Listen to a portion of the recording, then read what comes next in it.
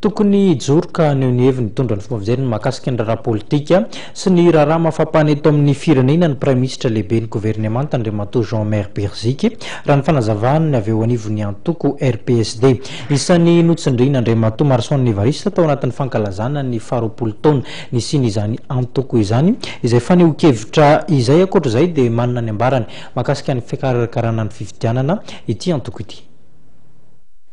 Nolazain'ny antoko RPSD tamin'ny alalan'ny filoha nasionaliny Andriamatoa Marson Evariste nandritra ny fanokafana tamin'ny fomba ofisialy ny faharoapolo taona nijoroany tany Mahajanga fa tokony haneho hevitra politika ny prime ministre Omer Beriziky fa manimba zavatra maro ny sady tokony ara-iasa kitsy-po izy sy ny filohan'ny tetezamita mba hahavitany ny tetezamita atsakany sy andavany.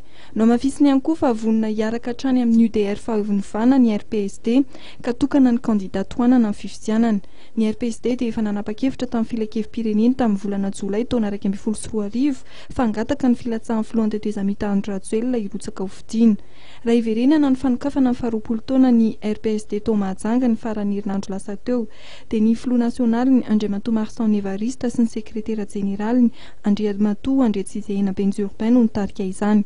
Tonga nanotrina tamin'izany ihany koa ny avy eo amin'ny UDR Fanivana izay nitarihan'ny filohany Lainiriko Jean. Izao fankalazana izao dia ho marihana mandritra ny herintaona.